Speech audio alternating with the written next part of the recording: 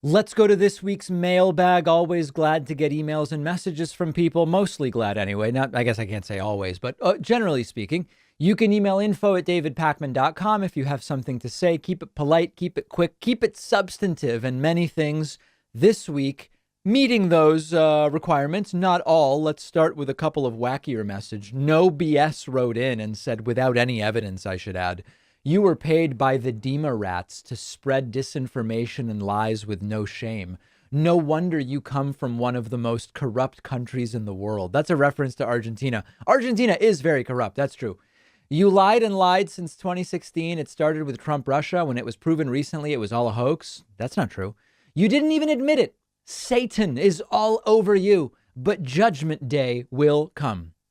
I don't care about your religious nonsense, but prove I'm paid by the Democrats. That's most of this is not these. Most of these are not even empirical statements. We can't even. I mean, Satan will one day unleash Judgment Day upon me. Neither one of us will ever know that. But there's a specific claim that I'm paid by the Dema rats. Let's assume they mean the Democrats. Prove it. Prove it. I would encourage, every day, David, you're paid by the Democrats. David, you're paid by George Soros. Soros, you guys know about that, right? Prove it is my request to you. Thank you very much.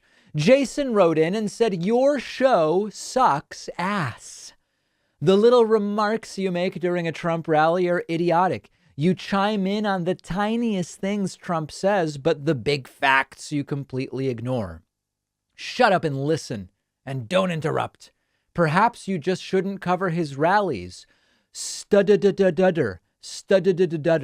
You're a tiny little man that hides behind a microphone. You should try maybe play-by-play for the NHL maybe. Oh, I would love to do that. Thank you. No, that it's a completely unhinged message at first. I don't know if you're making fun of me for a stutter I don't have, or I know lots of people on the right have been making fun of Joe Biden for having a stutter. I don't know anything about the stutter part, but I would be totally up for doing some sports play-by-play. I think it would be an incredible thing to learn. And Jason, listen, if you can help get me in, I would love to do that on the weekends.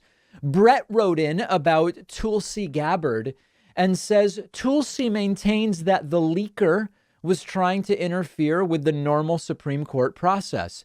Isn't that the same as what the peaceful protesters were trying to do on January 6th? Right. Well, no, because you have to remember, Brett, the January 6th protesters just wanted to make sure there was no fraud. And they wanted to prevent the election from being certified, but that would have been wrong then or something. And then the Supreme Court leaker was doing something wrong, even though no crime was committed there. But 700 people have been accused of crimes related to the Trump riots. Don't worry about any of that, Brett. Just listen to Tulsi. She'll always tell you the truth, I'm sure.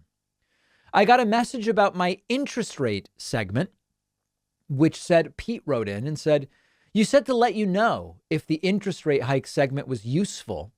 And I just wanted to say it was very useful. CNN and MSNBC haven't explained it that straightforward.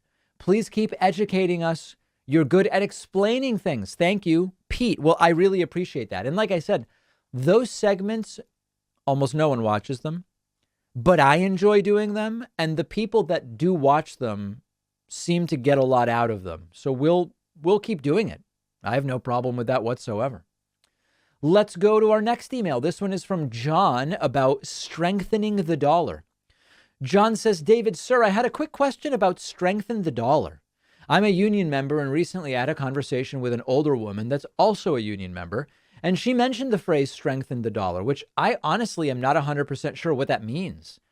But I told her, so if you work the next 6 months straight with our wages, how does that affect you personally?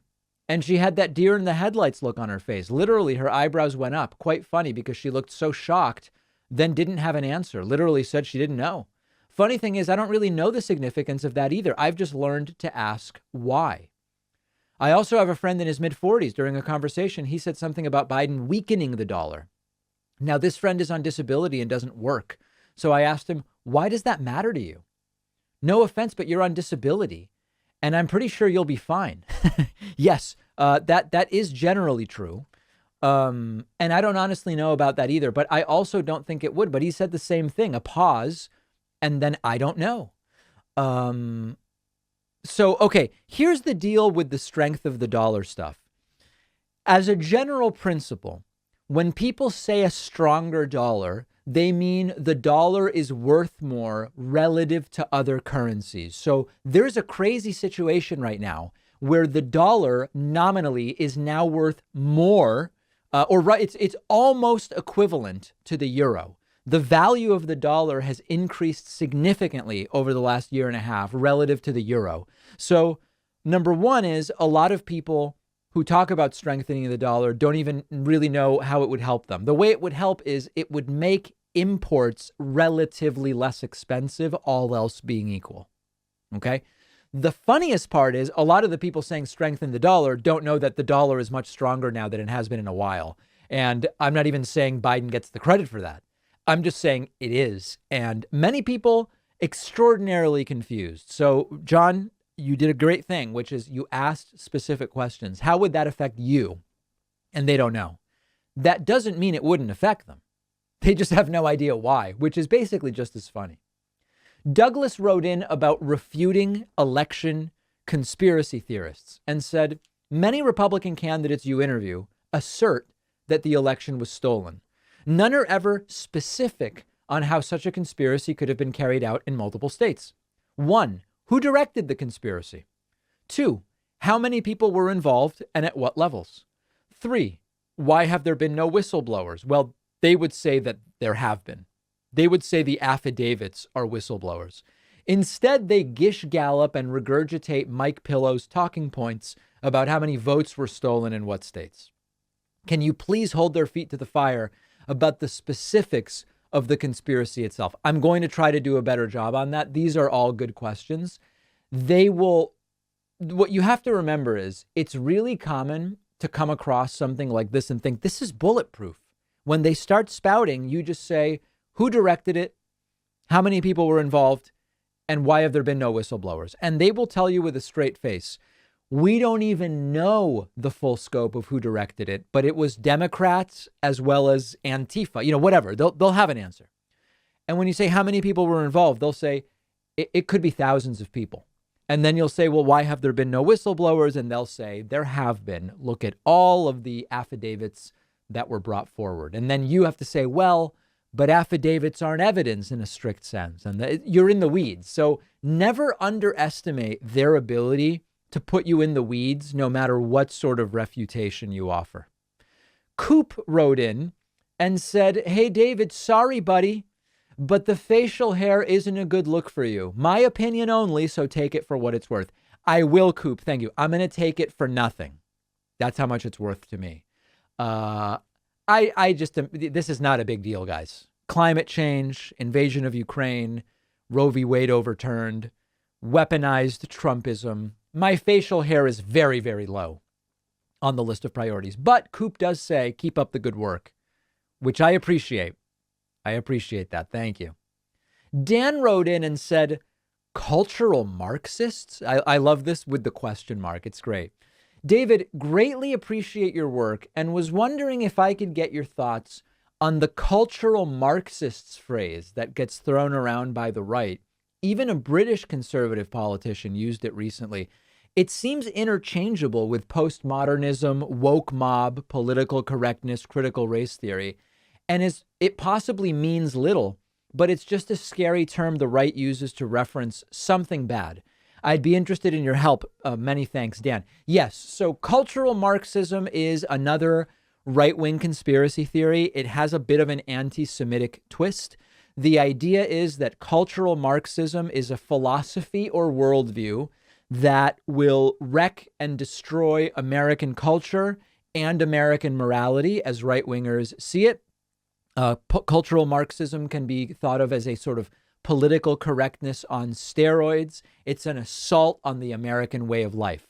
Now, in its original form, the idea here is that there's a group of Jewish philosophers who fled Germany in the 1930s went to teach at Columbia University and came up with this form of Marxism that is focused on American culture.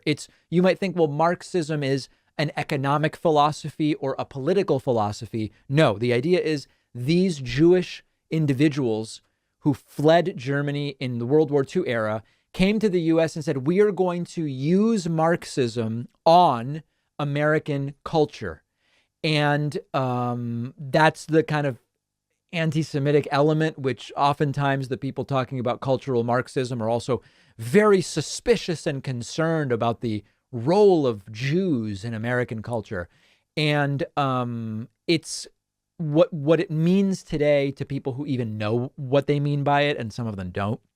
They mean that Jewish Marxists or left-wing Marxists are going to invade American culture by taking over media systems, education, schools, universities, etc., and do bad things, and it's all going to be terrible. Is more or less the gist of it. So that's cultural Marxism. You can essentially, I mean, listen, I'm not saying ignore everything anyone says when they use the phrase cultural Marxism, but when someone says cultural Marxism unironically, it should definitely be a red flag for you that you should really carefully scrutinize everything that this person is saying.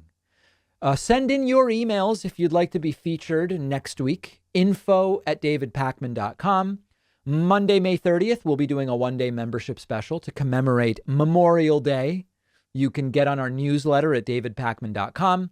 And then Monday, Memorial Day, you'll get an email telling you how to take advantage of this great membership special. We will see you on the bonus show today.